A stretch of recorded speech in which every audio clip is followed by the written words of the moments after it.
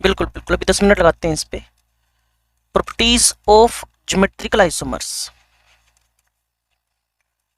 Geometrical isomers की properties. ठीक है जी। नंबर 1, सबसे पहले डाइपोल मोमेंट कवर कर लें। इसमें आप स्मार्ट हो, चैप्टर का नाम था केमिकल बॉन्डिंग, पढ़ा हुआ है और कल भी थोड़ा डिस्कशन हो ही गया था आपसे, नहीं? लिसन, जब आप सिस फॉर्म लेके चलते हो और ट्रांसफॉर्म लेके चलते हो, ठीक है, यहाँ आपके पास HH, यहाँ मिथाइल मिथाइल, ये है सिस 2 ब्यूटीन, और मिथाइल मिथाइल अपोजिट चले गए बच्चे, तो ये बन गया ट्रांस 2 ब्यूटीन। अब हमें समझना क्या है, जो ट्रांसफॉर्म है ना, उसमें अपोजिट डायरेक्शन में सेम ग्रुप हो गए, और आपको शायद याद होएगा जो डाइपोल मोमेंट है वो एक वेक्टर क्वांटिटी है, और वेक्टर क्वांटिटी होने की वजह से अगर अपोजिट डायरेक्शन में, अगर आपके पास अपोजिट डायरेक्शन में सेम ग्रुप्स आ जाए, अपोजिट डायरेक्शंस में अगर सेम ग्रुप्स आ जाए, तो उसका डाइपोल मोमेंट एग्जैक्टली क्या निकल आएगा? 0। क्लियर है? तो अगर कोई बोलेगा जितने भी ट्रांस है उनका 0 है, तो वो बहुत बड़ी गलतफहमी में है। ऐसा मैंने आपको केमिकल बॉन्डिंग में भी बताया था, सभी ट्रांस का 0 नहीं होता। क्लियर? उसी ट्रांस का 0 होता है जिसमें अपोजिट ग्रुप सेम हो, अपोजिट डायरेक्शन में सेम ग्रुप्स हो। तो पक्की बात है, इसका म्यू क्या निकलेगा? Non zero. म्यू का मतलब समझते हो? नॉन जीरो, कि मॉलिक्यूल पोलर है, और म्यू जो 0 का मतलब पता क्या निकला बच्चे? ये मॉलिक्यूल नॉन पोलर है। ठीक है, तो अगर आपको पोलैरिटी नॉन पोलैरिटी कंफर्म हो जाए, ठीक है, तो अब छोटी सी बात समझो कि जो मेरे पास सारे के सारे ट्रांसफॉर्म है, अगर ऐसा कोई मेरे को स्टेटमेंट लिखा मिल गया, all transforms have the mu is equal to 0, तो इसका आंसर बहुत बड़ा नो है। क्लियर? ये कंडीशनली 0 है। म्यू 0 किस केस में होएगा? इन दैट केस, अगर आप मेरे को सुन पा रहे हो, इन दैट केस जब आपके पास अपोजिट ग्रुप्स, जब आपके पास अपोजिट ग्रुप्स कैसे चले बच्चे? सेम हो, सिमिलर हो। ये कंडीशनली 0 है, ऑलवेज 0 नहीं है। ये कंडीशनली 0 है, ये ऑलवेज 0 नहीं है। ठीक है, मान लो किसी ने आपको इस टाइप की ट्रांसफॉर्म लिख के दे दी, यहां तो आपके पास मिथाइल है, क्लियर, यहां आपके पास मिथाइल है, यहां Cl है, यहां Br है, तो इस वजह से तो आप 0 कर सकते हो, बट ये जो डायरेक्शन बना, इस वजह से आपके पास डाइपोल मोमेंट नेट 0 नहीं आएगा। तो इसके लिए मुझे ट्रांस होकर भी क्या लिखना पड़ेगा? Mu non 0। क्या एग्जैक्टली बातों को समझ पा रहे हो? चलो, अब इसके बाद हम नेक्स्ट पेज पे चलते हैं। अगर ये पेज लिख लिया आपने, चलो फिर इसको थोड़ा सा जगह बना लेते हैं इसमें। अब समझो कि अगर हमें डाइपोल मोमेंट के बाद बॉइलिंग पॉइंट कंपेयर करना हो, बॉइलिंग पॉइंट कवर करना हो, अगर आपको बॉइलिंग पॉइंट कवर करना हो, तो बॉइलिंग पॉइंट एक्चुअल में एक तो साइज से बढ़ता है, एक मोलिकुलर वेट से बढ़ता है, एक मोलिक्यूल के अंदर अगर पोलैरिटी आ जाए तो बढ़ता है। क्लियर? ये सारे ना वेंडरवाल कांस्टेंट, वेंडरवाल फोर्सेस से कंट्रोल होंगे। तो किसी का साइज लार्ज है, किसी का मोलिकुलर वेट ज्यादा है, किसी की पोलैरिटी ज्यादा है, तो उसका बॉइलिंग पॉइंट क्या हो जाएगा? बढ़ जाएगा। तो बड़ा बिना टेंशन क्या बोल सकते हो, सिस वालों की पोलैरिटी ज्यादा थी। क्लियर? किसके कंपैरिजन में? ट्रांस के कंपैरिजन में। तो सिस वालों का डाइपोल मोमेंट ज्यादा होने से उसका पीपी भी, बॉइलिंग पॉइंट भी कंपैरेटिवली क्या हो गया? ज्यादा हो गया। लेकिन जब आप एमपी कवर करने लगते हो ना बच्चे, मेल्टिंग पॉइंट्स, या फिर इसी का दूसरा फॉर्म एक और ले लो, स्टेबिलिटी, एक साथ कवर हो जाएंगे दोनों। जब किसी की मेल्टिंग पॉइंट और स्टेबिलिटी कवर करने लगते हो, जब किसी का मेल्टिंग पॉइंट और स्टेबिलिटी कवर करने लगते हो, मेल्टिंग पॉइंट एंड स्टेबिलिटी, तो समझो कि मेल्टिंग पॉइंट पैकिंग पे डिपेंड करता है। जितनी अच्छी पैकिंग होगी, क्योंकि सॉलिड का करेक्टर है ना,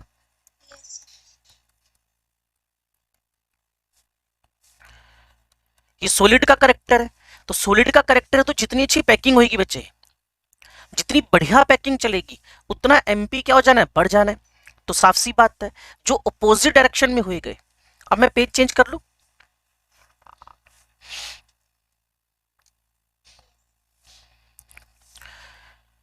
अगर आपके पास अपोजिट डायरेक्शन में ग्रुप्स हैं, अगर आपके पास अपोजिट डायरेक्शन में ग्रुप्स हैं, ठीक है जी, अगर आपके पास अपोजिट डायरेक्शन में ग्रुप्स हैं तो साफ सी बात है रिपल्शन लीस्ट होंगे, रिपल्शन लीस्ट होंगे, रिपल्शन लीस्ट होंगे तो आपके पास पैकिंग क्या हो जाएगी बच्चे, गुड हो जाएगी। और अगर पैकिंग अच्छी हो गई है, पैकिंग तो रिपल्शन तो है ही नहीं, पैकिंग अच्छी हो गई है तो साफ सी बात है उसका एमपी भी क्या हो जाएगा, हायर। और एमपी हाई के अलावा जब रिपल्शन ही नहीं है तो उसी से उसकी स्टेबिलिटी भी बच्चे क्या हो जाएगी, हायर। तो ट्रांसफॉर्म की जो स्टेबिलिटी है वो सिस के कंपैरिजन में और उनके जो एमपीज हैं, मेल्टिंग पॉइंट्स हैं, वो भी क्या हो गए, हायर हो गए। ट्रांस की स्टेबिलिटी भी और ट्रांस का मेल्टिंग पॉइंट भी कंपेरेटिवली क्या हो गया, हायर हो गया। क्यों हो गया, रीजन लिखा हुआ है आपके सामने। कंफ्यूजन हो तो डिस्कशन, इससे अलावा तो क्या हो सकता है।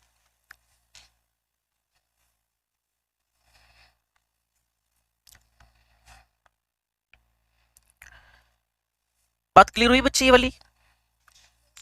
अगर इसके बाद मैं फोर्थ नंबर पे, वैसे तो फोर्थ फिफ्थ मैंने इकट्ठे कर दिए, clear, third and fourth number पे मैं एसिडिक नेचर की बात करूं, ध्यान से सुनना बच्चे, बड़ा इंटरेस्टिंग पॉइंट है, क्लियर। एसिडिक नेचर की बात करूं, क्लियर, एसिडिक नेचर सबका नहीं हो सकता, जो जो है उनके एसिडिक नेचर की बात हो रही है। सी हियर, ये मेरे पास है मेलेइक एसिड, ठीक है जी, it is a maleic acid, ये मेरे पास मेलेइक एसिड है।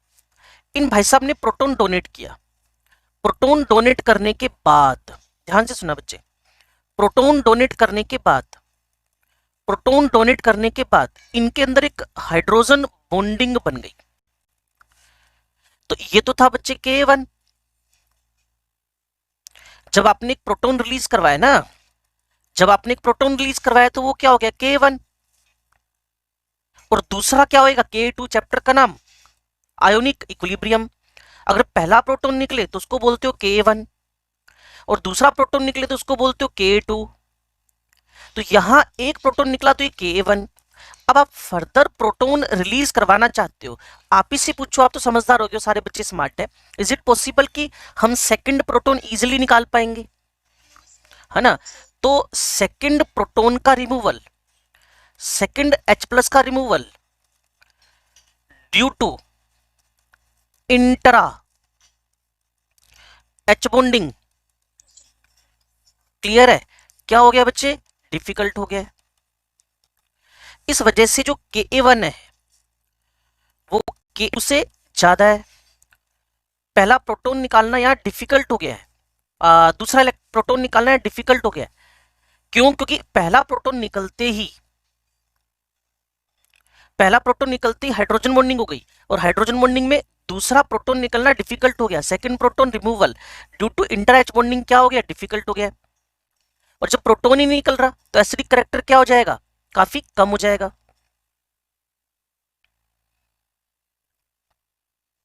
ये बात क्लियर हुई। जबकि अगर आप इसका मिलेइक की जगह फ्यूमेरिक लेके चलो ना, फ्यूमेरिक मतलब यू मान के चलो कि K1 much greater than K2 हो गया, मच ग्रेटर देन K2 हो गया, क्योंकि पहला निकलना आसान था, H बॉन्डिंग हो रही है, जबकि दूसरा निकलना डिफिकल्ट हो गया। जबकि इसकी जगह अगर आप मेलेइक की जगह फ्यूमेरिक ले लो तो उसका पहला H भी निकल जाएगा और दूसरा H भी निकल जाएगा।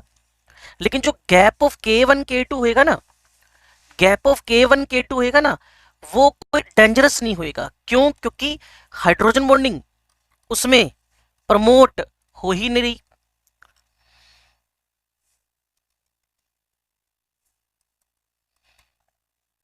ये प्रोटॉन निकले, फिर ये प्रोटॉन निकले, इसके K1 K2 होंगे, लेकिन जो Ka1 का वैल्यू है वो Ka2 से मच ग्रेटर नहीं हो सकता, बिकॉज इसमें मुझे नो इंट्रा H बॉन्डिंग, मुझे इसके अंदर कोई भी intra H bonding after the removal of proton, intra मतलब विद इन मोलिक्यूल, अगर किसी को इंट्रा भी नहीं पता तो वो भी पता कर लो, विद इन मोलिक्यूल, अगर किसी को इंट्रा नहीं पता तो वो भी पता कर लो, विद इन मोलिक्यूल, जो मोलिक्यूल के अंदर ही हो। तो पहला प्रोटॉन निकालना आसान है तो दूसरा भी कोई डिफिकल्ट नहीं है, वो भी आसान ही है।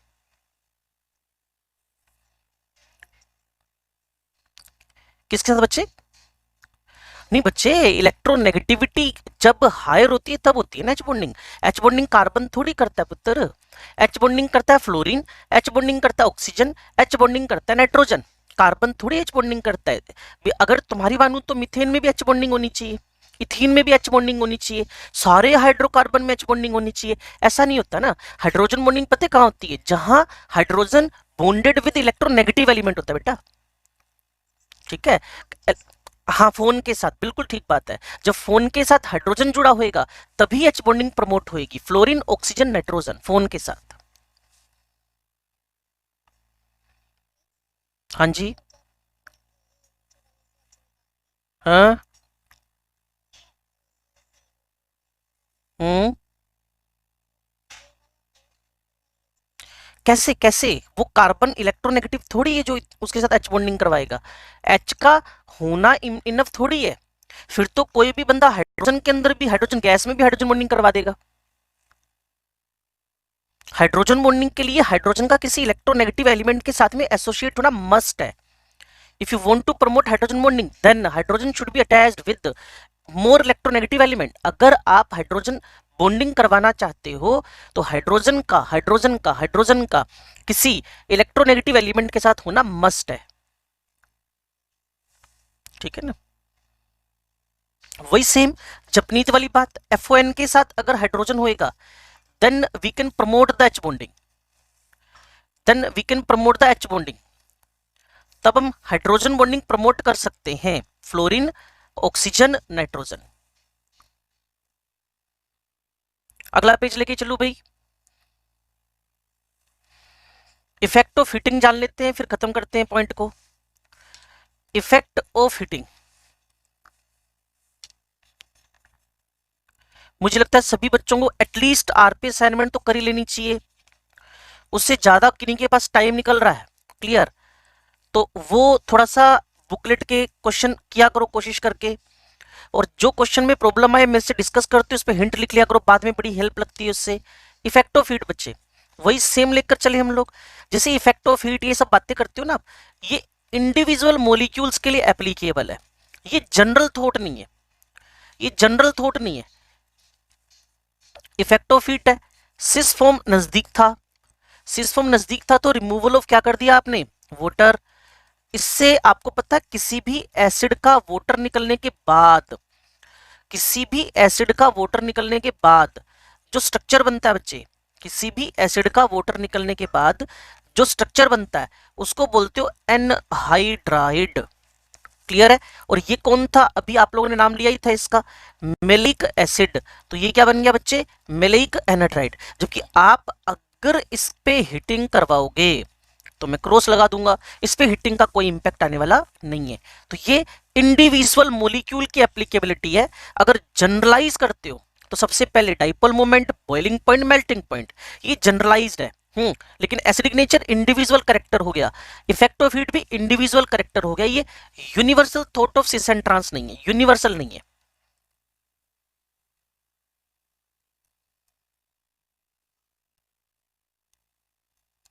बोलो भाई।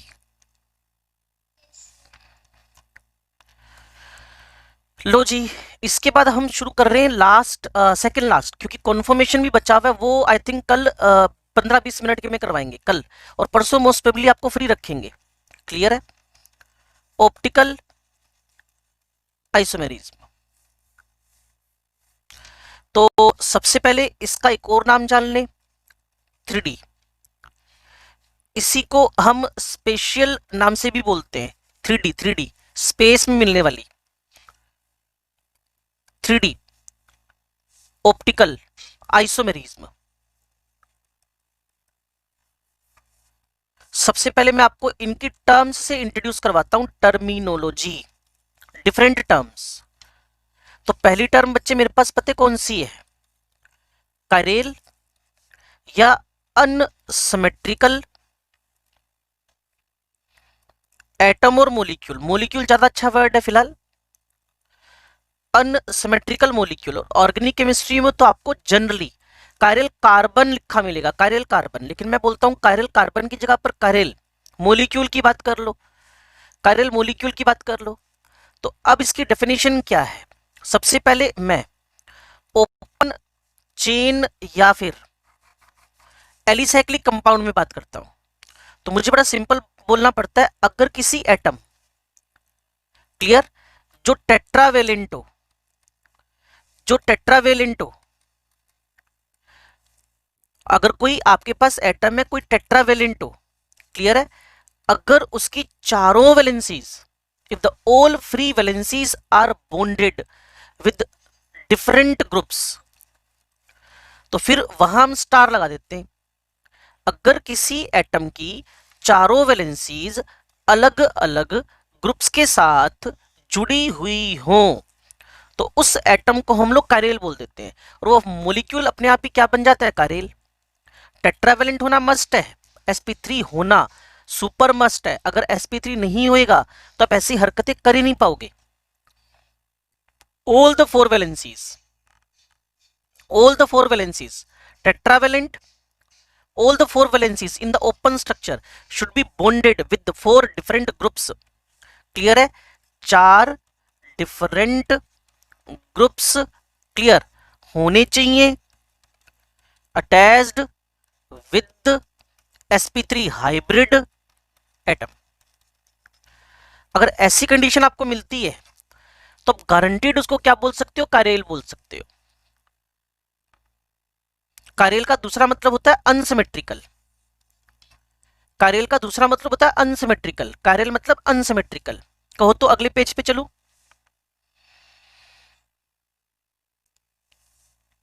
नाउ मुझे एल्केन्स के अंदर, मुझे एल्केन्स के अंदर मिनिमम कितने कार्बन की रिक्वायरमेंट है टू शो द, मुझे एल्केन्स मतलब CnH2n+2, मुझे एल्केन्स के अंदर मिनिमम कितने कार्बन की रिक्वायरमेंट है to show the optical isomerism. तो पहले मैंने H लगाया, फिर मैंने मिनिमम से आगे मिथाइल लगाया, उससे आगे मैंने इथाइल लगाया, उससे बाद मैंने प्रोपाइल लगाया, और ये क्या बन गया जी, कारेल। कोई नया बंदा एंट्री मारा है ना अभी, अभी तक तो कांस्टेंट चल रहे थे। बिजली की सप्लाई आप क्या फ्लक्चुएट करती रहती है लगता है ना। हाँ जी, ये कार्बन कैसा हो गया बच्चे, कारेल हो गया है। तो मिनिमम कितने कार्बन रिक्वायर्ड है, 7। मिनिमम कितने कार्बन रिक्वायर्ड है, 7। तो इसको आपने क्या बोल दिया बच्चे, एल्केन। 1 2 4 1 2 sorry 1 3 3 and 1, 7 carbon. अब क्या मुझे आप एल्कीन्स में बता सकते हो minimum carbon which are required to show the optical isomerism और कायरलिटी, मिनिमम? नो मतलब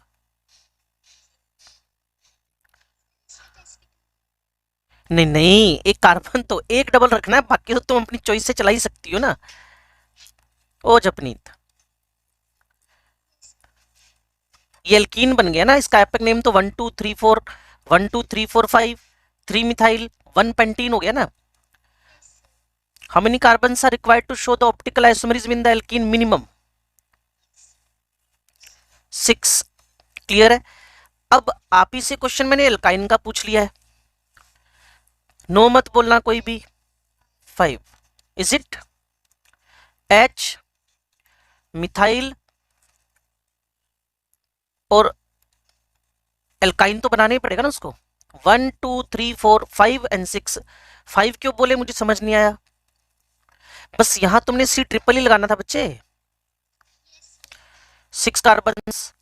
चलो अब मैं इसी तरीके से, अगर आप एल्केन समझे, एल्कीन समझे, एल्काइन समझे, तो क्या मुझे हेलो एल्केन्स में minimum number of carbon to show the optical isomerism बता सकते हो, मिनिमम नंबर ऑफ कार्बन?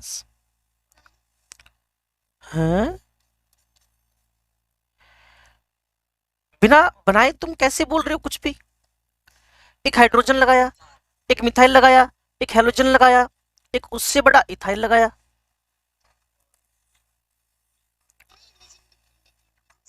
मैंने तो हेलो एल्केन बोला, मैंने टेट्रा हेलो एल्केन थोड़ी बोला। मैंने हेलो एल्केन बोला तो हेलो एल्केन का मतलब ही फॉर्मूला फिक्स ही होता है। ऑर्गेनिक केमिस्ट्री पढ़ रहे हैं हम लोग, तो हेलोजन मतलब हेलोजन, नो डाई हेलोजन। मैं डाई हेलो लिख देता हूं, तुम 2 हेलोजन लगा देना। मैं ट्राई हेलो लिख देता हूं, तुम 3 हेलोजन लगा देना। मैं टेट्रा हेलो लिख देता हूं, तुम 4 हेलोजन लगा देना। हेलो एल्केन्स का मतलब तो हेलो एल्केन्स है, CnH2n+2। मोनो हेलो एल्केन लिख देते हैं अगर तुम्हें कंफ्यूजन है, लेकिन इसमें कोई कंफ्यूजन बनता नहीं वैसे। सो H मिथाइल H एक्स और ये कितने कार्बन रिक्वायर्ड है, मिनिमम 4। अब एल्कोहल्स में जल्दी से आंसर दे दो, हाउ मेनी कार्बन। और एल्कोहल का मतलब 2 OH नहीं है, एल्कोहल का मतलब एक ही OH है। हाँ जी, जो आपको हेलो एल्केन्स में चाहिए उतनी आपको एल्कोहल्स में चाहिए। ठीक है जी, इथाइल हुआ, मिथाइल हुआ, OH हुआ, H हुआ, 4 अलग अलग ग्रुप हो गए, तो मिनिमम 4 कार्बन आर रिक्वायर्ड। और जैसे मैं मिनिमम मिनिमम बोल रहा होता हूँ ना, कुछ लोग थोड़ा हाई लेवल पे सोचने वाले होते हैं, वो मैक्सिमम कहते हैं सर मैक्सिमम बताओ आज तो आप। मैंने कहा मैक्सिमम की कोई रेंज नहीं है, मैक्सिमम इनफाइनाइट नंबर लगा लो, इनफाइनाइट से एक पीछे तक चले जाओ, हो जाएगा काम। तो alkanes, alkenes, alkynes, monoalkenes, alcohols, ये मेरे पास ये मेरे पास alkanes, alkenes, alkynes, monoalkenes, alcohols, minimum number of carbons है to show the optical isomerism, मतलब कायरलिटी। अब एक सिंपल सी बात और करूंगा, अगर मुझे कोई एल्केन बोल दे, ठीक है बच्चे, और मुझे उसमें कार्बन, ड्यूटेरियम और हाइड्रोजन लगाने की परमिशन हो, मतलब हैवी हाइड्रोजन लगाने की परमिशन हो, तो बता सकते हो minimum number of carbon which are required to show the, हाँ जी 4। एक H, एक D, एक मिथाइल, और एक क्या आ जाएगा आपके पास, इथाइल। है तो ये भी एल्केन ही, बट हैवी एल्केन है, ड्यूटेरो एल्केन बना दिया ना इसको, ये ब्यूटेन है बच्चे। अब तो इसमें जपनी ठीक निकली, 4 carbon are required to show the optical isomerism if carbon, hydrogen as well as heavy hydrogen is valid। तो अभी तक क्या डिस्कशन चल रहा था जी, ओपन चेन के अंदर कायरलिटी कैसे शो करनी है। तो मैंने कहा जी मेरे पास एक sp3 हाइब्रिड कार्बन होना चाहिए, एक मेरे पास sp3 हाइब्रिड कार्बन होना चाहिए, उसके बाद उस पर लगे हुए चारों ग्रुप अलग अलग होने चाहिए, तो मैं उसके अंदर ऑप्टिकल आइसोमेरिज्म करवाने में कैपेबल हो पाऊंगा। अब मेरे पास है इन रिंग, साइक्लो स्ट्रक्चर्स के अंदर, साइक्लो स्ट्रक्चर्स के अंदर ध्यान से सुनते रहो, समझते रहो भाई, क्योंकि आपके ऑर्गेनिक केमिस्ट्री में मुश्किल से 2% ऑप्टिकल का टच आता है। जहां जहां आप आके क्वेश्चन करते जाओगे ना, तो सिर्फ समझो कि कायरल कैसे पहचानने रिंग के अंदर। तो सबसे पहले एक रिंग बना दे, पहली बात, उस पे 2 ग्रुप्स लगा दे ए बी। तो पहली कंडीशन बच्चे समझ गए होंगे, carbon should be sp3 hybrid.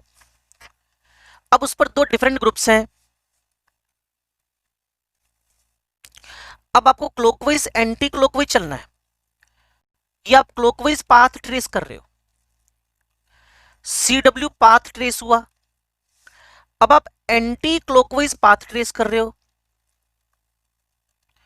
Same carbon तक पहुंचने के लिए, जिस कार्बन से शुरू हुए ना, जिसको तुमने कायरल डिक्लेयर करना है, जिसको तुम लोगों ने कार्बन को कायरल डिक्लेयर करना है, जिसको तुमने असिमेट्रिकल डिक्लेयर करना है, उस कार्बन से clockwise anti clockwise path trace कराओ।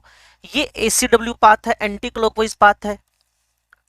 अब जो बात मैं आपसे बोल रहा हूं उसको ध्यान से सुन लो, अगर क्लॉकवाइज पाथ और एंटी क्लॉकवाइज पाथ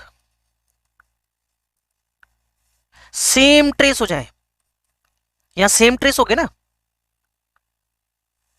इस कार्बन से, यस और नो में जवाब तो दे दो यार, नहीं तो ऐसा लगता है कल्ले बोले जा रहे हो आप। क्लॉक ए और बी से थोड़ा मुंह को सर्दी थोड़ी लगती है, सर्दी तो बॉडी को लगती है ना, मुंह तो बोल ही सकता है। Clear, clockwise anti clockwise path same trace हो गया, अगर सेम ट्रेस हो जाए तो जिस कार्बन से तुमने शुरू किया था उसको सिमेट्रिकल अकार्यल बोल देते हो, और अगर ये पाथ डिफरेंट ट्रेस हो जाए तो उसको आप लोग कारेल बोल देते हो। तो फिलहाल ये वाला कार्बन मेरे पास कैसा है जी, अकारेल, एक जैसा पाथ। जैसे तुम सुनो ध्यान से, यहां तुम पहुंची तो मिथाइल था, क्लियर। यू मान लो कि यहां से आयुष चला, और इधर से जपनीत चली, जपनीत ने आयुष को बोला भाई मेरे इस साइड से ना एंटी क्लॉकवाइज से CH2 है, कहता मेरे भी CH2 है। जपनीत थोड़ा आगे बढ़ी और इधर से आयुष आगे बढ़ा, कहता जी मेरे यहाँ CH2 वापिस आ गया, कहती मेरे भी CH2 पड़ा हुआ है। फिर ये दोनों यहाँ मिल गए इकट्ठे आकर, फिर घूमना तो पूरा था, यहाँ दोनों इकट्ठे है तो कहते यहाँ भी CH2 है। फिर जपनीत की जगह आयुष आ गया, आयुष की जगह जपनीत आ गई, तो वापिस सेम पाथ ट्रेस हो रहा है।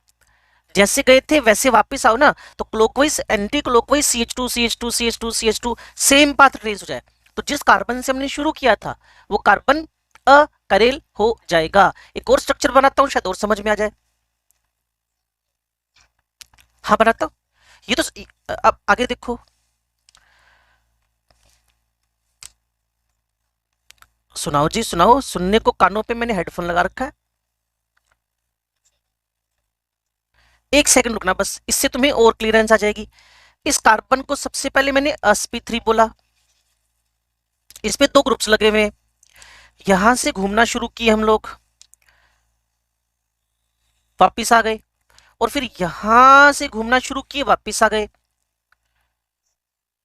तो ये कार्बन आयुष ने क्या अनाउंस कर दिया है, कारेल, तो परफेक्ट है। अब बोलो जी। हम्म।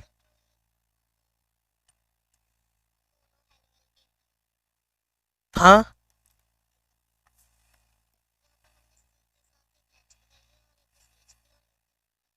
हम्म।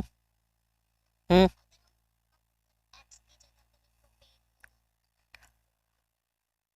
हो तो जाएगा, लेकिन मिनिमम मांग रहे थे ना आपसे, मिनिमम लोएस्ट नंबर मांग रहे थे आपसे, क्योंकि लोएस्ट पे तो क्वेश्चन बन सकता है, हाईएस्ट पे क्वेश्चन नहीं बन सकता ना। लोएस्ट पे तो मिनिमम से मिनिमम कितने कार्बन रिक्वायर्ड है, तो हमने वो क्वेश्चन जो बनाए थे ना, वो मिनिमम वाले मंगवाए थे आपसे, कि मिनिमम मिनिमम मिनिमम कितने कार्बन रिक्वायर्ड है to show the chirality as well as optical isomerism as well as unsymmetrical। ये बात क्लियर हो गई है। एक ना मैं बुक से बना रहा हूँ क्वेश्चन, इस ये जनरली मैं बनाता ही हूँ 4-5, एज यूजुअल जैसा मैं ऑफलाइन में करता हूँ वही हरकतें करूंगा। तो आप तैयार हो जाओ, इसमें कायरल कार्बन ढूंढने आपने।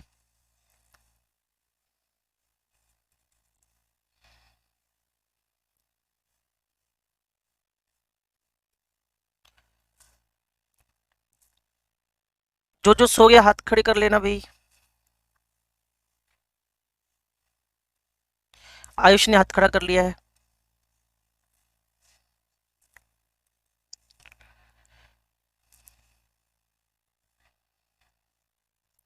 आयुष तेरी शक्ल तो दिखा दे यार कभी। कल मैं घर में बात कर रहा था, आजकल हम हवा में पढ़ा रहे हैं, कोई इमेज ही नहीं है हमारे दिमाग में, मैं किसको पढ़ा रहा हूँ है। तू 2 साल से नहाया ही नहीं रे। अच्छा कहता जिस दिन नहाऊंगा, तो मुझे लगा 2 साल से नहाया ही नहीं है। ये मेरे लिए शॉकिंग था यार, तभी मैं सोचूं मेरे को ये बदबू सी कहाँ से आती रहती है। चलो कायरल ढूंढो भाई। ऑप्शन है 1, ऑप्शन 2, ऑप्शन 3, ऑप्शन 4। ये कायरल कार्बन ढूंढने, हमें स्टीरियोजेनिक कार्बन मतलब कायरल कार्बन फिलहाल, स्टीरियोजेनिक कार्बन पूछे बेटा, स्टीरियोजेनिक कार्बन, स्टीरियोजेनिक कार्बन। विभू कह रहा है 2 तो पक्का है, चेक कर लेते हैं जी। ये बेंजीन है बेटा, ये वाला, ये बेंजीन का। हाँ जी, लग नहीं रही बेंजीन।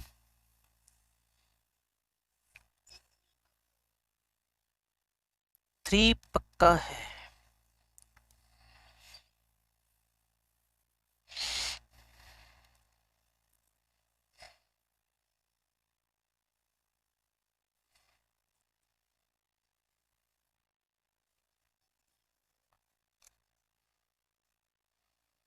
ढूंढे ढूंढे, लो जी। ढूंढने में हम लोगों ने इसको रिजेक्ट मार दिया, क्योंकि 2 फिनाइल आ गए। शुक्र है मैंने एक ऑप्शन 5 नहीं दिया आपको। हाँ बोलो। अभी आयुष ने कहा तो उसके बाद मैंने वापस बनाया कि नहीं बनाया है। 5 मेंबर कैसे, हे भगवान गोली मार दे मेरे सिर के अंदर है। ये कार्बन पे 2 फिनाइल लगे हुए हैं, चलो एक तो रिजेक्ट हो गया। और बेंजीन, बेंजीन रिंग में सारे sp2 होते हैं बेटा, बेंजीन रिंग में सारे sp2 होते हैं, ठीक है। अब मैं इस कार्बन पे आ गया, इस कार्बन पे क्लॉकवाइज ये नहीं है कारेल, क्योंकि सब तरफ से वैसे भी एच लगा है, इतना बड़ा ग्रुप लगा है, लेकिन पाथ सेम ट्रेस हो रहा है। ये तो गए काम से, ये भी गया काम से, ये भी गया काम से, ये भी गया, क्योंकि इस पर दो एच एच है, दो डिफरेंट ग्रुप है ही नहीं। और आपको कंडीशन क्या बताई थी, 2 डिफरेंट ग्रुप्स होनी चाहिए sp3 पे। ठीक है जी। अब आगे चलें, नाइट्रोजन तो पूछा नहीं उसने, पूछा होता तो कोशिश कर लेते, वैसे है नहीं है नाइट्रोजन भी, क्योंकि ये पिरामिडल है और sp3 है, लेकिन सेम पाथ ट्रेस हो रहा है। लेकिन कार्बन पूछा, हम क्यों पंगे लें, ये गलत हो गया, ये गलत हो गया, ये गलत, गलत मतलब नहीं हुआ कार्य, यहाँ क्या एच लगा था। ठीक है जी, ओ एच है, एच है, ये पूरा बड़ा ग्रुप है और इतना बड़ा ग्रुप इस पे लगा हुआ है ये। तो ये पहला कार्य आया है, इसका स्वागत किया जाए, इसको वैक्सीन लग गई है। क्लियर, समझ गए मेरी बात। ये कार्य निकला पहला, तो इसको अलग पेन से मार्क कर देते हैं, ये लो जी कार्य निकल गया। उसके बाद बेंजीन तो कार्य हो ही नहीं सकती, सारे sp2 हैं। ये भाई साहब भी अकार्य हो गए, क्योंकि 2 मिथाइल आ रखे हैं। तो मेरे भाई आप वैसे ही बढ़ चढ़ के बोल रहे थे, एक ही है, बोलो बेटा। हाँ हाँ बेंजीन, अच्छा ये वाली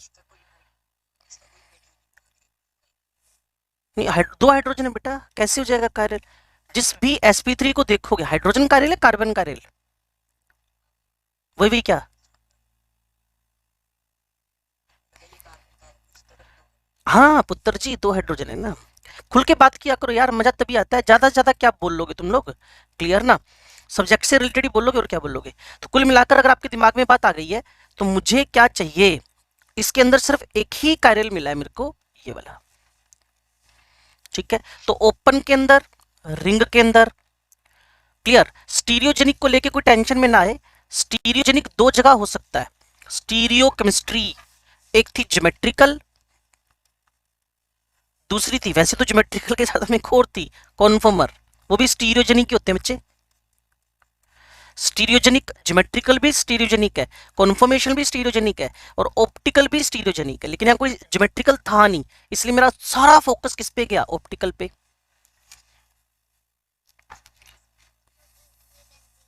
हम्म, हाँ जी हाँ जी, जिसको क्रॉस मारा ये वाला, हाँ जी। हाँ, तो चार में से चारों अलग होने चाहिए थे। ठीक है, एक और दूं या इनफ है। बहुत है ओए बेचैन आत्मा हूँ मतलब ना, पहली बार सुना है मैंने, कहते बहुत है जबकि बच्चे कहते हैं 5-4 तो करा दो कम से कम। चलो एक, नहीं नहीं मेरी मर्जी नहीं है, बच्चों की मर्जी है। अब तो मैं बिल्कुल नहीं देने वाला, सिर्फ जपनीत का इसलिए दे रहा हूँ मैं स्ट्रक्चर एक। जपनीत कहेगी मेरी बात नहीं मानी आपने,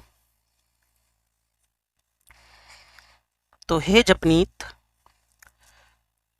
ये लो जी,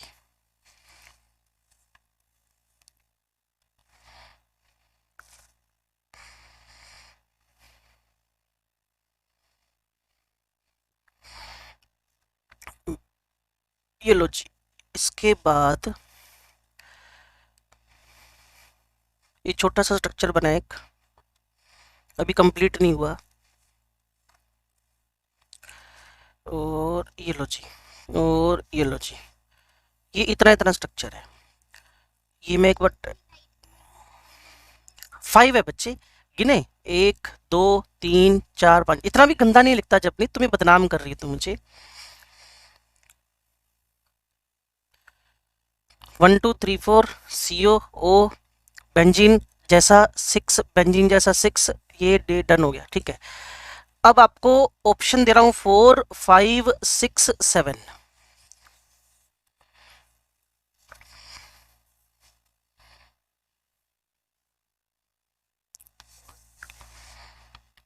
एक ऑप्शन 4 आ गया जी,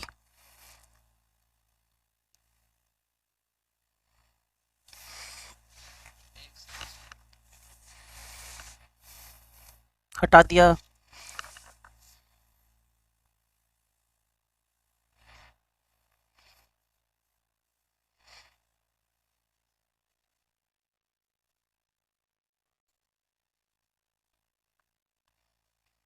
और कोई बालक या बालिका,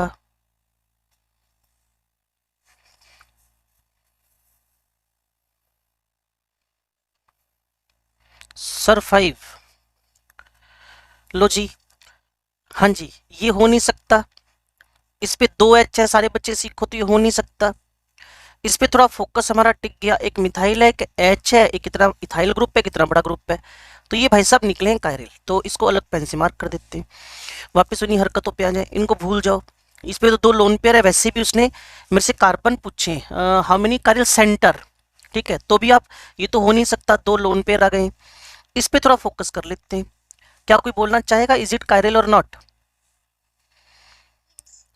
अब यहां से यही देखो, इमीडिएटली डिफरेंस आ गया, इमीडिएटली क्लॉकवाइज और एंटी क्लॉक, इमीडिएटली डिफरेंस आ गया।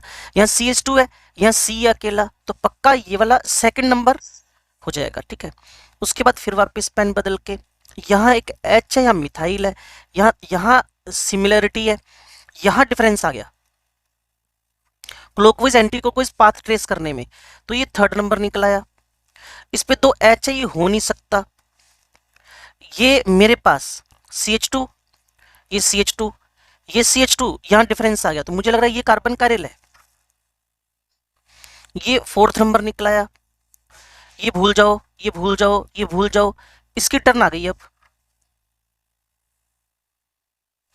इस पे एक H है, कितना बड़ा ग्रुप है, फोर्थ नंबर। बच्चे देखो इधर CH2, एक सेकंड को कचरा कम करते हैं ना, देखो ये CH2, इधर भी CH2, फिर मैं ऐसे ट्रेस करूंगा ना, ये पूरा इस कार्बन के लिए मैं ऐसे ट्रेस करूंगा ना, ऐसे ट्रेस करूंगा ना कंप्लीट। तो अब मुझे इस जगह पे CH2, इस जगह पे CH2 मिल गया, यहां मुझे CH2, लेकिन इस जगह C पर मिथाइल मिल गया ना। जब मैं पूरा घूम रहा हूं, इसकी लोकेशन देखना मेरे मार्कर की, ऐसे मैं घूम रहा हूं जब, ऐसे, और जब मैं ऐसे घूम रहा हूं तो मुझे तीसरे पॉइंट, पहला दूसरा, दूसरे पॉइंट पे डिफरेंस दिख गया, इसीलिए मैंने इसको क्या डिक्लेयर कर दिया, कारेल। ये हो नहीं सकता, ये हो नहीं, हाँ बोलो।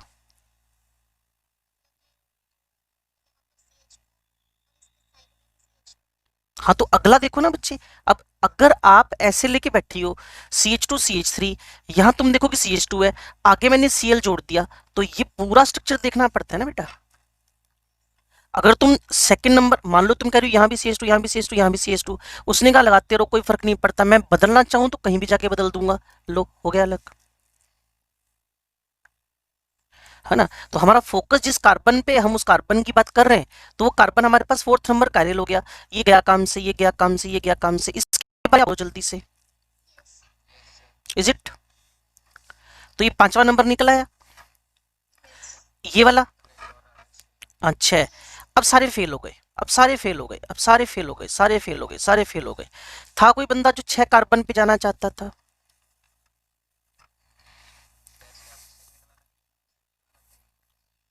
हाँ, हाँ देखो फायदा हो गया ना, एक स्ट्रक्चर और करने से हमें बेनिफिट हो गया कि हम कम से कम ना, देखो बच्चे पता है क्या है, मैं तो ड्रॉपर वालों से एक बात बोलता हूँ, लीस्ट थ्योरी होनी चाहिए, मैक्सिमम प्रैक्टिस होनी चाहिए अगर डेवलपमेंट करना है तो। और मैंने जितना भी रूल देखा ना अब तक, वो मैक्सिमम क्वेश्चन करने वाले बच्चे ही आगे बढ़ते हैं, मैक्सिमम क्वेश्चन होनी चाहिए। तो इसीलिए क्वेश्चन करवा लो जितने हो पाते हैं, टाइम लगते लगते, क्योंकि अभी हमारे पास आज भी है, कल भी है, परसों भी है। और वैसे एक दिन की थ्योरी हो जाती है, इसलिए मैं थोड़ा धीरे हो रखा हूँ, एक दिन में इसकी थ्योरी हो जाती है ऑप्टिकल की। तो अब मैं, बोलो बेटा, बोलो बोलो बोलो बोलो। मेरे पास आई हुई थी, हमारे एक ना, हमारा ड्रॉपर वाले टीचर्स का ग्रुप बना हुआ है, उसमें थी मेरे पास ऑप्टिकल की। नए वाले, अच्छा उनमें, हाँ नए वाले लोट में होगी, मेरे पास आई हुई है एक ना, हमारे टीचर्स ने भेजी थी मुझे एक। और उन उन उन टीचर को भी बच्चों ने भेजी थी। एक बात और बताऊं मैं आपको, ज्योमेट्रिकल पड़ी हुई है, ये ऑप्टिकल पड़ी है बच्चे, ये ना RPS नंबर 4 है ऑप्टिकल की, ठीक है ना। हाँ हाँ, ज्योमेट्रिकल कर रहे थे ना पुत्र हम कल, है ना, बस वो ज्योमेट्रिकल का चौथा वाला हिस्सा, कल हम ज्योमेट्रिक उसके बाद, नहीं तो मेरे को हाय हेलो भेजना, मैं शेयर कर लूंगा आपसे ना। हाँ जी, तो आगे बात कर रहा हूँ बच्चे, अगर ये पेज पे कुछ नहीं लिखना आपने तो आगे बढ़ू, नहीं अब नहीं, अब मुझे टाइम परमिट नहीं कर रहा, करवा दूंगा फ्री होकर, बिल्कुल करवा देंगे। बहुत सारे क्वेश्चन है मेरे पास, ढेरों, पेट भर के क्वेश्चन है।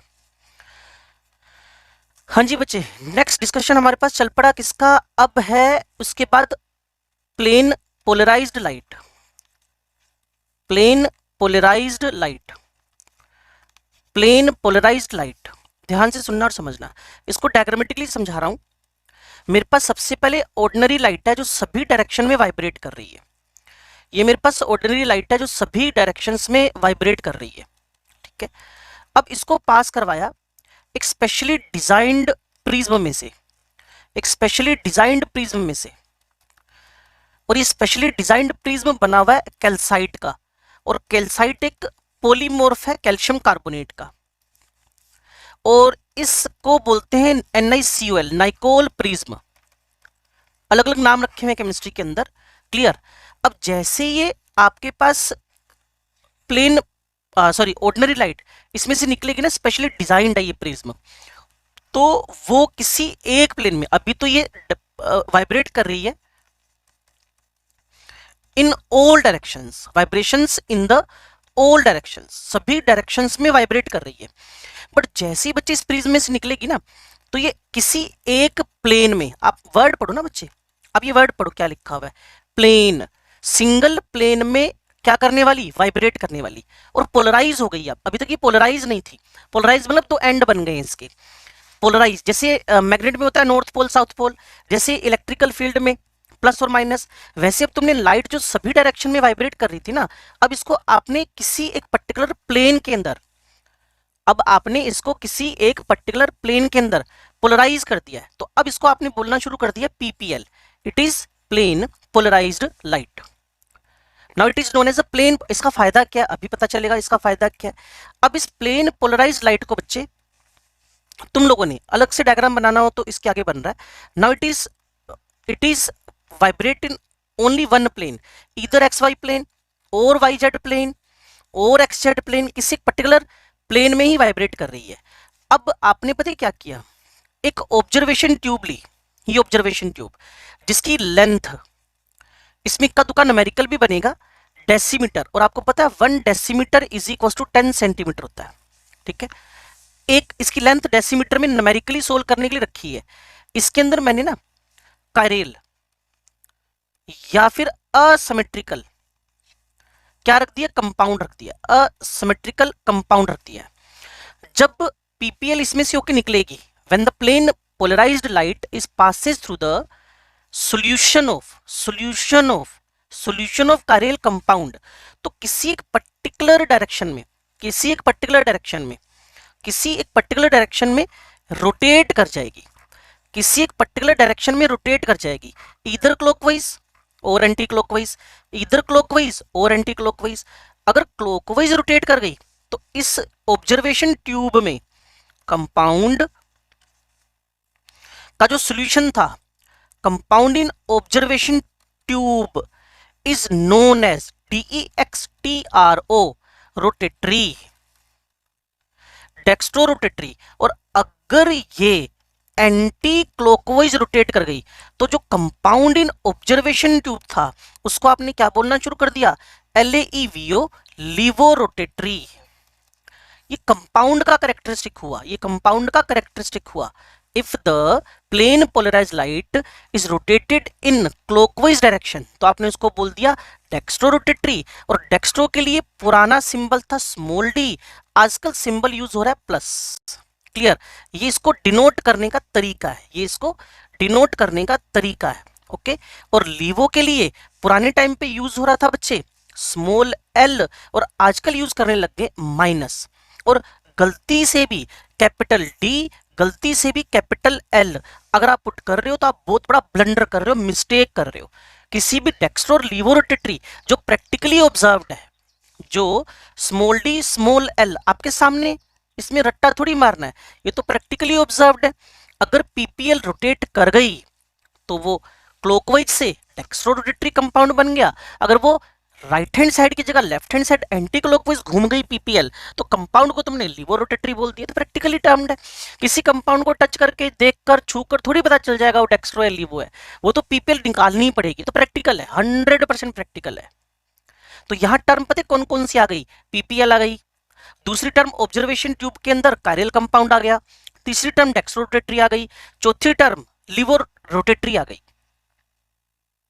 PPL, dextro rotatory, laevo rotatory, ये टर्म्स आएंगे मेनली इसके अंदर। इसमें कोई कंफ्यूजन हो? हाँ बोलो बेटा। ये वाली कह रहा है, इसी को तो कैरी फॉरवर्ड करा है ना पुत्र। मैं आगे नहीं, क्योंकि तुम्हारी कॉपी में पेज लिमिटेड होता है, तो मैंने इसको उठाकर यहां रख लिया पीपीएल को। पीपीएल है ना, plane polarise light, ordinary light को पीपीएल में बदल लिया था ना। किसी टॉर्च की निकलने वाली लाइट को पहले प्रिज्म में डाला, प्रिज्म से निकलने के बाद वो एक प्लेन में रोटेट करने लग गई, एक पर्टिकुलर प्लेन में। पहले वो X Y Y Z X Z थी, 3D थी पहले वो, तो उसका घूमना हमें पता ही नहीं चलता। जो तीनों एक्सिस में already X Y Y Z X Z, तो वो घूमेगी, हमें पता ही नहीं चलेगा। तो आपने उसको ना ऐसे पेन जैसे किसी पर्टिकुलर प्लेन में घूमने वाली बना लिया, इधर और तो किसी पर्टिकुलर प्लेन में होगी तो घूमते हुए पता चल जाएगा कि ये क्लॉक घूम गई कि एंटी क्लॉकवाइज घूम गई। ये आपके पास ऑर्डिनरी लाइट थी मोनोक्रोमेटिक, उसको एक पर्टिकुलर डायरेक्शन में, पर्टिकुलर प्लेन में घूमने वाली बना लिया आपने, इधर एक्स वाई और वाई जेड और एक्स जेड।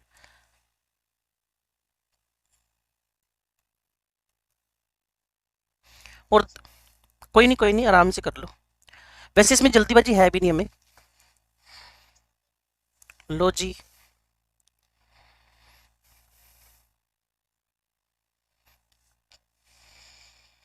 चलो जी, नेक्स्ट ले लिया अगला पेज ना। लिसन, सबसे पहले हमने सीखा कैरल के बारे में, फिर उसमें ओपन में और क्लोज में, फिर हमने सीखा डेक्स्ट्रो लीवो और पीपीएल, ठीक है ना, डेक्स्ट्रो लीवो और पीपीएल। अब दो टर्म्स और इंट्रोड्यूस करवा रहा हूं, ध्यान से सुनना जी। अब मेरे पास है मीजोफोम, मीजोफोम ध्यान से सुनना। मीजोफोम के लिए क्या क्या कंडीशन चाहिए? क्लियर, एटलीस्ट 2 कायरल कार्बन्स चाहिए, मिनिमम 2 कायरल कार्बन चाहिए, एटलीस्ट 2 कायरल कार्बन। दूसरी बात, क्लियर, कंटेन्स प्लेन और एक्सिस और centre of symmetry, plane axis centre of symmetry, ये तीनों वर्ड्स ना हमारे एक सॉलिड चैप्टर से उठाए हुए इन लोगों ने।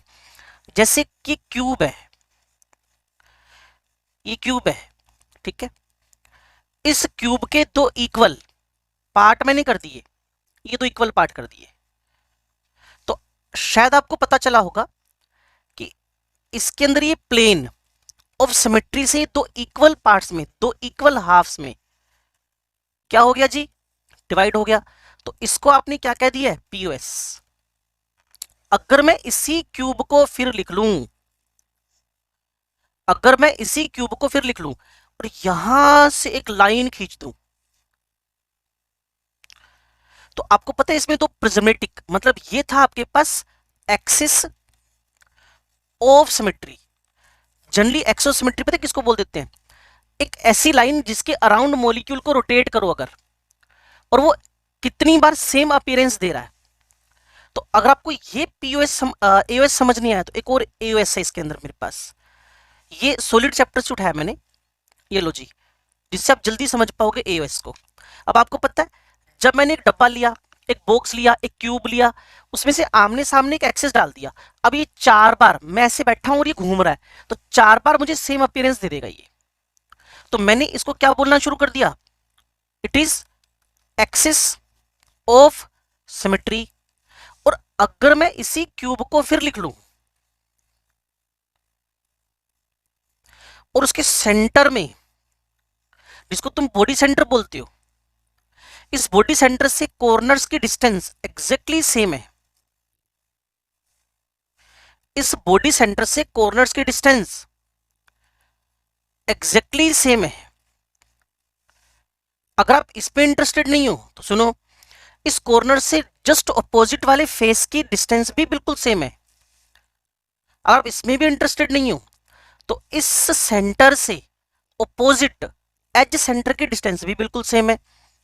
तो कुल मिलाकर ईदर ऑपोजिट टू फेस और 2 कॉर्नर्स और 2 एज सेंटर्स अगर किसी पर्टिकुलर पॉइंट से बराबर डिस्टेंस दिखाएं तो मोलिक्यूल कैसा हो गया, सिमेट्रिकल। इसको पता है क्या बोल देते हो तुम लोग, सेंटर ऑफ सिमेट्री। तो कहने का मीन क्या था, दो कायरलों और इनमें से कोई भी आ जाए, चाहे पीयूएस निकला है, चाहे एओएस निकला है, चाहे सीयूएस निकला है, वो मोलिक्यूल हमें क्या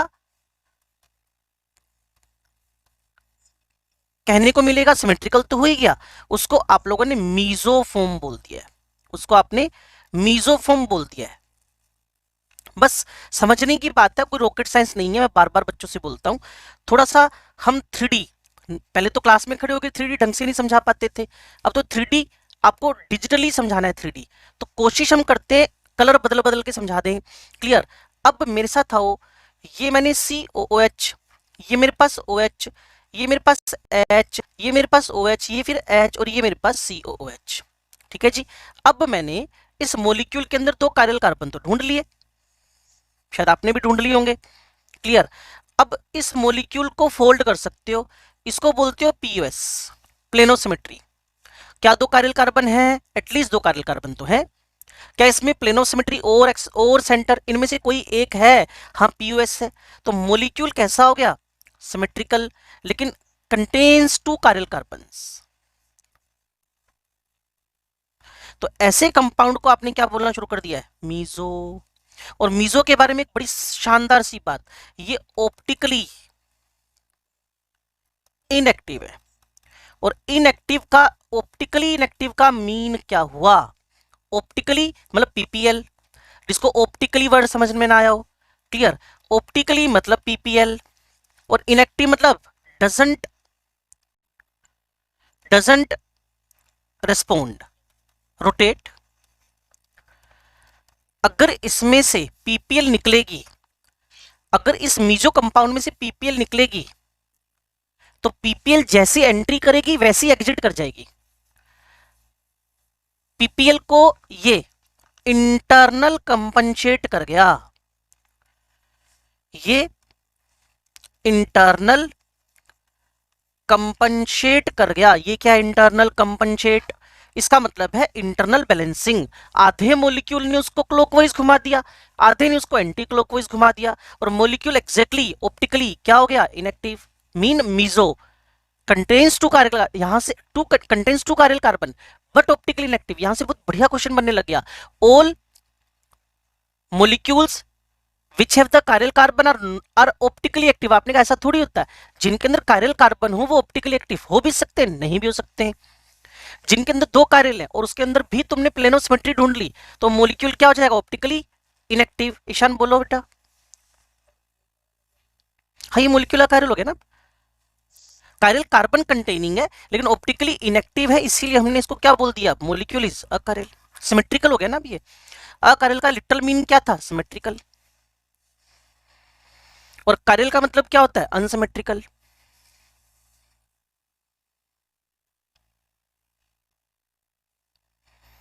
मीजोफॉर्म के बारे में इंफॉर्मेशन आई बच्चे आपके पास, ठीक है ना। ऐसे मेरे पास इस बुक के अंदर एक दो स्ट्रक्चर और हैं, पहले पेज पे ही है, मैं बनाता हूं, चेक करना। उसने कहा मुझे इनएक्टिव ढूंढना है, लो जी, लो जी, लो जी, एच ओ एच, सोच समझ के आंसर देना। O H, H, H, O H. ये 5 मेंबर रिंग है, आपको दिख रही होगी।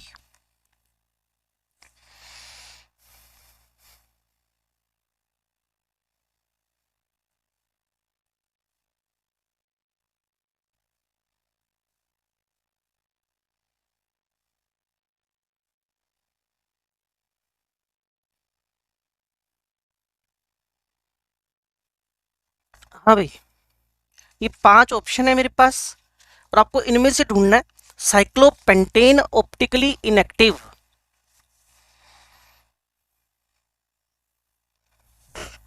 मीजो बता दो, मीजो बता दो, विच वन इज मीजो।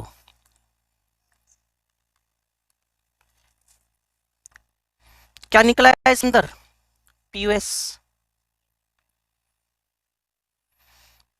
बाकी तुम लोगों के पास ना मोलिक्यूल को रीअरेंज करने की टोटल परमिशन होती है। तो मोलिक्यूल को रीअरेंज मतलब हम मोलिक्यूल का नाम ना बदलने दें, हम मोलिक्यूल का नाम ना बदलने दें। जैसे ये 1 और 3 लोकेशन है ना बच्चे, और ये 1 और 3 लोकेशन है, तो इस मोलिक्यूल का इक्विवेलेंट तुम इसको ऐसे लिख सकते थे, ये 1 लोकेशन मिथाइल एच, ये 2 3 ये 3 लोकेशन, तो इन दोनों में लिटरली कोई फर्क नहीं है। तो किसी भी मॉलिक्यूल को तुम रीअरेंज करके अपनी तरफ से वापस लिख सकते हो।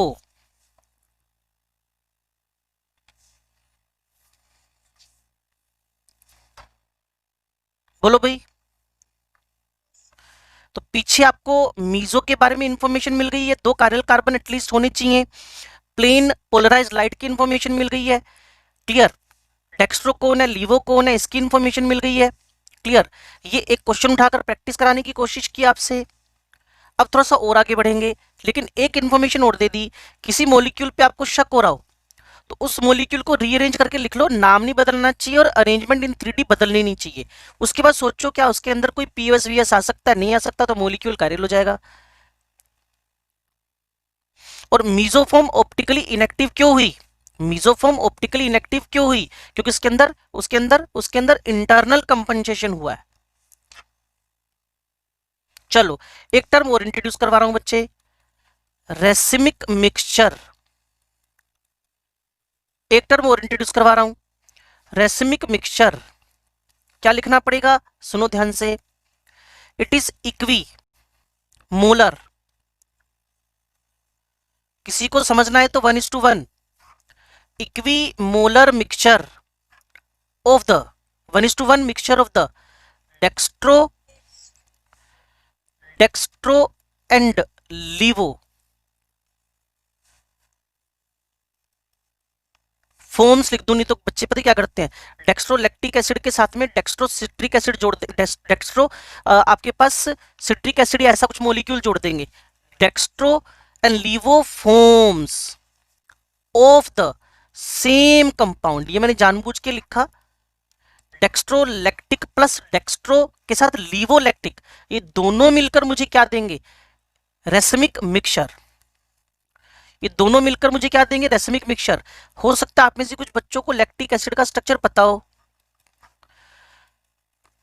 लो जी, ये लैक्टिक एसिड है और लैक्टिक में आपने OH की डायरेक्शन बदल दी। अब मुझे नहीं पता कौन इसमें डेक्स्ट्रो है कौन लीवो है, लेकिन इतना मुझे पता है कि अगर एक डेक्स्ट्रो है तो दूसरा लीवो है, इतना गारंटी है, क्लियर। ये दोनों एक दूसरे के ऑपोजिट फॉर्म है, इन दोनों का 50-50% मिक्सचर मैंने इकट्ठा कर लिया और इस मिक्सचर को मैंने क्या बोलना शुरू कर दिया, इट इज रेसमिक। और racemic mixture totally optically optically optically क्या हो गया, इनएक्टिव। क्यों, क्योंकि इसमें पता है क्या हुआ है, एक्सटर्नल कंपनसेशन। पता नहीं तुम सुन भी नहीं की रहे हो, सुनना चाहिए मेरे ख्याल में तुम लोगों को, तुम्हारे काम की बात चल रही है। It is externally compensated. Sir ये नहीं समझ में आया, what mean of externally compensated. भाई उस मॉलिक्यूल के 50% ने, दूसरे 50% पार्ट ने एक दूसरे को क्या किया, जो पीपीएल थी उसको रोटेट नहीं करने दिया, पहले डेक्स्ट्रो घुमाया फिर लीवो घुमा दिया। इसमें आधा मतलब 1 पार्ट, मान लो ये ऑब्जर्वेशन ट्यूब है आपके पास, पीपीएल एंटर कर गई, उसको सामने डेक्स्ट्रो मिल गया, ये क्लॉकवाइज घूम गई, इतने में लीवो मिल गया, फिर एंटी क्लॉकवाइज घूम गई, फिर डेक्स्ट्रो मिल गया, क्लॉकवाइज घूम गई, फिर लीवो मिल गया, एंटी मिलेंगे तो 1:1 ही ना। 50 मॉलिक्यूल डेक्स्ट्रो एक साथ मिल गए और उसके बाद 50 लीवो मिल गए, तो भी जो रिजल्ट आएगा, मान लो ऐसे एंटर की तो ऐसे ही वापस आ जाएगी। तो इसीलिए बोलते हैं इसको एक्सटर्नल, क्योंकि racemic is not compound, racemic is a mixture, racemic is not the compound, racemic is a mixture. So equimolar, हाँ बोलो।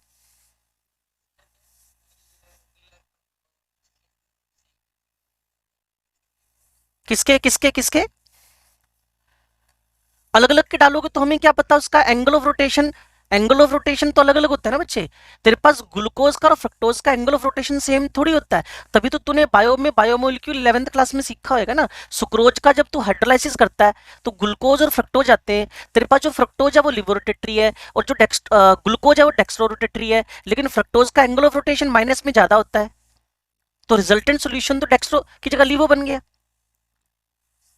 तो अगर तू अलग अलग कंपाउंड डाल रहा है तो उनके एंगल ऑफ रोटेशन के बारे में कंफर्मेशन नहीं है ना। और मैं कहता हूं एंगल ऑफ रोटेशन भी अगर सेम होंगे तब भी आपको सेम कंपाउंड ही कंसीडर करना है किसके अंदर, इन द रेसमिक मिक्सचर। क्योंकि अगला क्वेश्चन मुझे पता था, आ जाता कि अगर मैं एंगल ऑफ रोटेशन भी सेम कर दूं तो क्या किसी दो अलग कंपाउंड के मिक्सचर को रेसमिक बोल सकते हैं? Never never never. एक ही कंपाउंड के डेक्स्ट्रोलिवोफॉर्म्स के इक्विमोलर मिक्सचर को आपने रेसमिक बोलना है।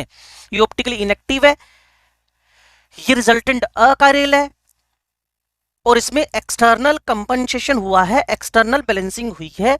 आधा पीपीएल को डेक्स्ट्रो ने घुमाया और उल्टा वापस किसने घुमा दिया, लीवो ने। और रिजल्ट मेरे पास क्या आ गया, no rotation. Final result no rotation. बोलो जी, अगली बात करूं। सदमे में लग रहे हैं सारे। डायास्टीरियोमर्स, एक पहले ना इससे एनिंशियोमर सीख लो पहले, तो फिर ना मिलाना इजी हो जाएगा। ENANTIO MERS, एनिंशियोमर्स। इसका लिटरल मीन होता है वन ऑपोजिट फॉर्म।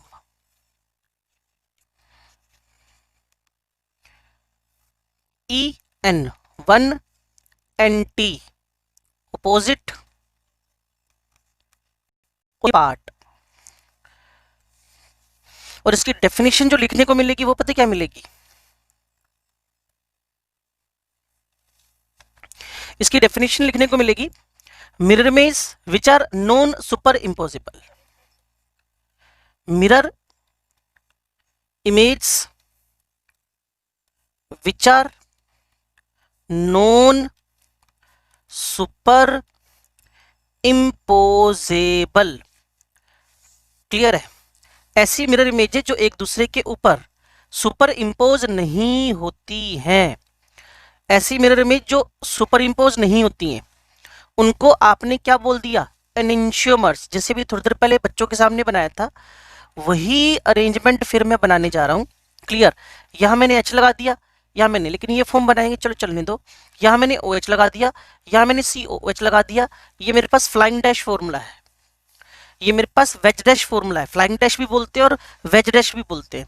इसके सामने मैंने मिरर लगाया, वैसे तो पीछे वाला स्ट्रक्चर ठीक था, इसके सामने मैंने मिरर लगाया तो ये बन गया। और जब मैंने इसको इसके ऊपर सुपर इम्पोज करने की कोशिश की, इस फॉर्म के ऊपर इसको सुपर इम्पोज, तो सुपर इम्पोज कैसे होगी? अब यूं समझो, जो कायरल वर्ड है ना वो हाथ से आया हुआ, ये हाथ है मेरा। क्लियर? इस हाथ को मिरर में देखा तो ऐसा दिखा, अब हमने इसको उठाया और इसके ऊपर सुपर इम्पोज किया, ये सुपर इम्पोज नहीं हो रहे, नहीं हो रहे। तभी तो कहा है मिरर इमेज हो, हाँ हो। इसका मिरर इमेज जो हम बनाएंगे, सी बना जी। ये मेरे पास H है, ये मेरे पास मिथाइल है, ये मेरे पास COOH है। और कल बच्चों से बात भी हो रही थी, अगर कोई sp3 हाइब्रिड होएगा, दो ये वाली लाइंस प्लेन में है, ये वाली लाइन आपकी तरफ है और ये वाली लाइन मेरी तरफ है। अगर ये इसी इसी डिवाइस के प्लेन पे मॉलिक्यूल को देख लो, चलो क्या कहना चाहते हो, इस मॉलिक्यूल को उठाओ और इस पे सुपर इंपोज करो, ये सुपर इंपोज नहीं होएगा क्योंकि ये वाले ग्रुप्स, ये वाले दो ग्रुप्स इस साइड में दिखेंगे। कुल मिलाकर अगर आप इन दोनों मॉलिक्यूल के बारे में बात कर रहे हो तो मिरर इमेज है, हाँ है। नॉन सुपर इंपोजेबल है, एग्जैक्टली है।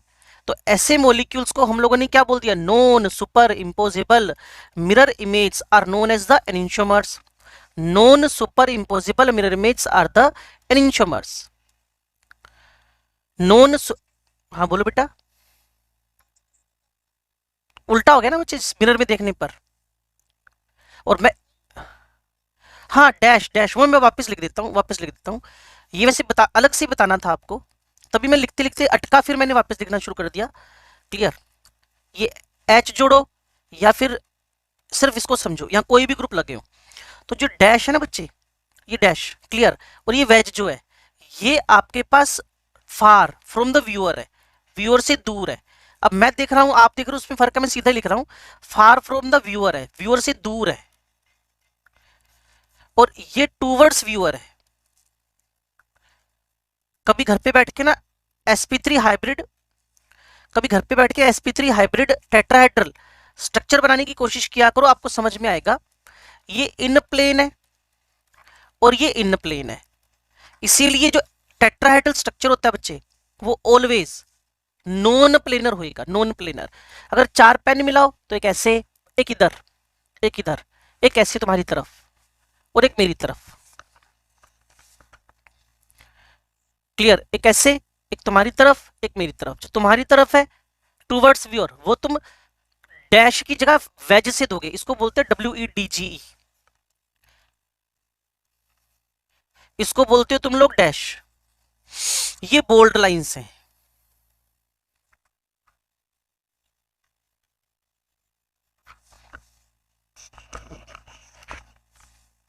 वो जो पीछे लिखा था ना, वो फिशर प्रोजेक्शन था, ये वाला जो पीछे लिखा है।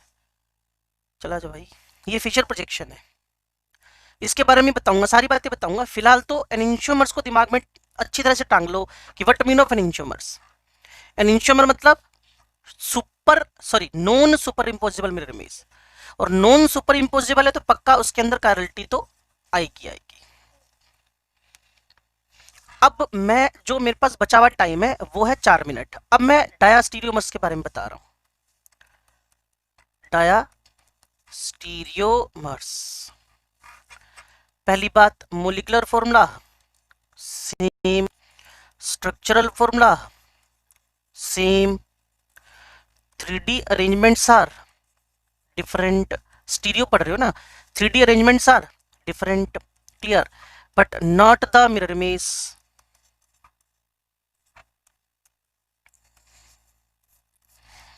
एक दूसरे की मिरर इमेज नहीं होनी चाहिए, मोलिकुलर फॉर्मूला सेम होना चाहिए, स्ट्रक्चरल फॉर्मूला भी सेम होना चाहिए, 3D अरेंजमेंट डिफरेंट होनी चाहिए, लेकिन मिरर इमेज नहीं होनी चाहिए। उनको बोलते हैं हम लोग डायास्टीरियोमर्स। चेक करा दें, अगर इतनी बार लिख ली हो तो इसी के नीचे लिख देता हूं मैं भी, या अगले पेज पे ले लेते हैं। बोलो, मोलिकुलर फॉर्मूला सेम है, स्ट्रक्चरल फॉर्मूले सेम है, 3D अरेंजमेंट डिफरेंट है, और नॉन मिरर इमेज है, नॉन मिरर इमेज। चेक करना है। कभी आपने ज्योमेट्रिकल आइसोमेरिज्म का नाम सुना हो? ओए, कभी नहीं सुना? Very good. ये लो जी, ये सिस है, ये ट्रांस है, मोलिकुलर फॉर्मूला C4H8 है, स्ट्रक्चरल फॉर्मूला हाँ जी 2 ब्यूटीन है, दोनों के दोनों। 3D अरेंजमेंट एक सिस है, एक ट्रांस है, लेकिन क्या मिरर में देखने से ऐसा दिखेगा? मिरर में देखोगे सिस ट्रांस दिखेगा? है? बताओ ना यार, कि मिरर में देखोगे सिस तो मिरर में ट्रांस दिख जाएगा, वो दोनों मिथाइल अपोजिट हो जाएंगे। Clear?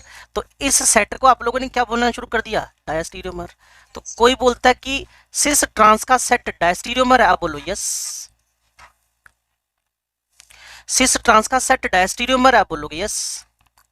Every cis trans pair is diastereomer, every cis trans pair is always diastereomer, आपने कहा यस। क्या कोई कंडीशन फुलफिल हो रही है? सारी हो रही है जो मैंने पूछी थी। Molecular formula same, structural formula same, 3D arrangement different, but not the mirror image. तो भाई मिरर इमेज थोड़ी है। मोलिकुलर फॉर्मूला सेम है, 2 ब्यूटीन है। चलो ऐसी हरकतें और कर लेते हैं। यहाँ लिखा COOH, यहाँ लिखा OH, यहाँ लिखा H, यहाँ OHH, यहाँ COOH, ये भी कारेल, ये भी कारेल।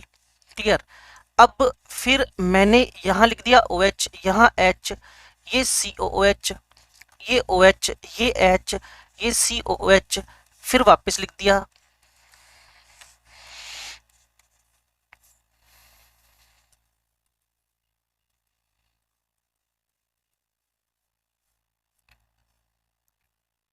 कौन सो रहा है भाई? मुझे लग रहा है विभू सो गया आज तो। नहीं, ओए आयुष ने हाथ खड़ा किया है। ओ निकम्मी आत्मा, ओ आयुष तो सो गया यार। ये कायरेल है, ये कायरेल है। जपनीत सो गया आज तो पक्का। चलो अच्छी बात है, सोना बिल्कुल नहीं। अच्छा बात सुनो, पहला वाला मीजो है, दूसरे वाला मीजो है, तीसरे वाला पक्का मीजो तो नहीं है। इन सब में दो दो कायरल कार्बन है। अब जो कह रहा हूं उसको ध्यान से सुनो। ये फर्स्ट हुआ, पेन बदल रहे हैं, यहां फर्स्ट हुआ, ये सेकंड हुआ, ये थर्ड हुआ, ये फोर्थ हुआ। वर्डिंग सुना पहले। फर्स्ट और सेकंड को क्या बोलोगे आप? जल्दी जल्दी आंसर दो, फिर मजा नहीं आएगा बात का। 1 और 2।